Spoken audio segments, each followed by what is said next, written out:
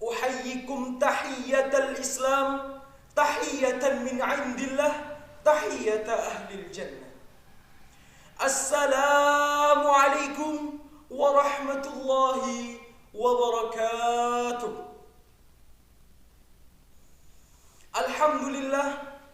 Alhamdulillahilladzi arsala rasulahu bil huda wa dinil haqq liyudhhirahu 'alad dini kullih wa kafa billahi shahida. Asyhadu an la ilaha illallah wa asyhadu anna Muhammadan 'abduhu wa rasuluh la nabiyya wa rasula ba'da, amma ba'du. Dewan juri yang saya hormati serta teman-temanku semua yang saya banggakan. Pertama-tama marilah kita panjatkan puja dan puji syukur kita atas kehadirat Allah Subhanahu wa taala yang telah memberikan kita rahmat, taufik serta hidayahnya sehingga kita masih dapat menjalani kehidupan dengan penuh rahmat dan penuh kesehatan ini. Salawat serta salam semoga tetap tercurahkan kepada junjungan kita, beliau Nabi Agung Muhammad sallallahu alaihi wasallam yang telah membawa kita dari zaman jahiliyah menuju zaman Islamiyah seperti sekarang ini. Hadirin yang dirahmati oleh Allah, izinkanlah saya untuk menyampaikan sebuah kultum dengan tema hikmah salat. Tentunya hadirin semua sudah tahu apa itu salat. Salat berasal dari bahasa Arab yang berarti doa. Dan secara istilah, salat adalah ibadah yang diawali dengan takbiratul ihram dan diakhiri dengan salam. Di samping pengertian-pengertian tersebut, salat pasti ada hikmah yang telah Allah berikan kepada kita. Apa saja hikmah itu? Yang pertama, salat sebagai penolong kita. Apakah bisa salat sebagai penolong kita? Jawabannya adalah ketika kita berada di dalam salat, yaitu saat kita duduk di antara dua sujud. Apa yang kita baca? Rabbighfirli warhamni wajburni wahdini warzuqni. Rabbighfirli warhamni wajburni wahdini warzuqni. Di dalam doa tersebut mengandung memohon ampunan kepada Allah Subhanahu wa taala. Maka orang yang serta-merta salat pasti akan mendapatkan pertolongan karena di dalam salat tersebut telah mengandung doa-doa pertolongan.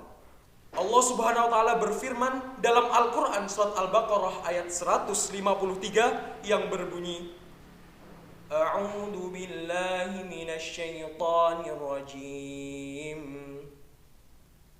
Ya ayyuhalladzina amanu ista'inu bis-sabri was-salah. Innallaha ma'as sabirin. Hai orang-orang yang beriman, jadikanlah sabar dan salat sebagai penolongmu. Sesungguhnya Allah bersama orang-orang yang sabar. Hadirin yang berbahagia, lalu hikmah kedua dari salat yaitu salat sebagai pencegah perbuatan mungkar. Apa itu mungkar? Mungkar adalah perbuatan atau kejahatan yang tidak sesuai dengan nilai-nilai keislaman dan nilai-nilai sosial. Lalu, apakah salat dapat mencegah perbuatan mungkar tersebut? Jawabannya tentu bisa dan pasti bisa. Apabila salat tersebut telah diawali dengan wudu yang benar dan salat dengan benar pula. Maka jika kita telah melaksanakan salat yang benar, kita akan mendapatkan rasa tawadu dari Allah sehingga kita tidak akan melaksanakan perbuatan mungkar tersebut.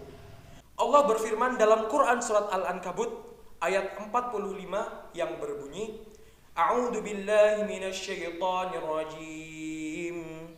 Innallaha tanha 'anil fahsya'i wal munkar. Yang artinya sesungguhnya salat dapat mencegah dari perbuatan keji dan mungkar. Maka dapat kita simpulkan di dalam sholat tersebut tidak hanya mengandung doa pertolongan, tetapi kita dapat diberikan sifat tawadu kepada Allah sehingga kita tidak melakukan kemungkaran-kemungkaran tersebut. Hadirin yang dirahmati oleh Allah, lalu adapun hikmah yang ketiga dari sholat, yaitu terhindar dari sifat kikir. Mengeluh jika diberikan masalah dan kikir ketika diberikan nikmat itu adalah dua sifat umum dari manusia.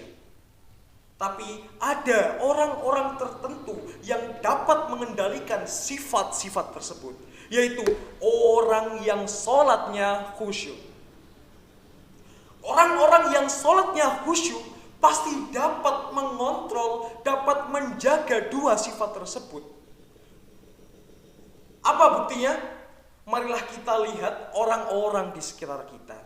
Kita bandingkan orang yang sering sholat dengan orang yang jarang sholat. Apakah ada perbedaannya?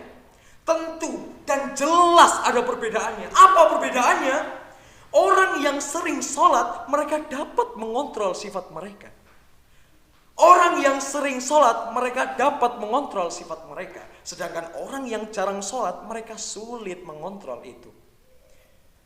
Hadirin yang dirahmati oleh Allah, tentu tidak hanya itu saja hikmah yang kita dapatkan ketika kita melaksanakan sholat dengan benar dan dengan khusyuk, melainkan masih banyak lagi. Maka dari itu, marilah kita istiqomah memperbaiki dan meningkatkan kualitas sholat kita agar kita menjadi orang-orang yang beruntung baik di dunia maupun di akhirat kelak. Semoga kita menjadi orang-orang yang selalu mendapatkan pertolongan dari Allah dan selalu mendapatkan rahmat darinya, dan kita insya Allah kelak akan bertemu kembali di jannahnya. Amin. Anak pesantren hafal Al-Quran, anak gaul sedang jalan-jalan. Mohon maaf jika banyak kesalahan karena saya masih dalam pembelajaran. Akhirul kalam man yasra yahsud. Wabillahi taufiq wal hidayah wa ridha wal inayah. Wassalamu alaikum warahmatullahi wabarakatuh.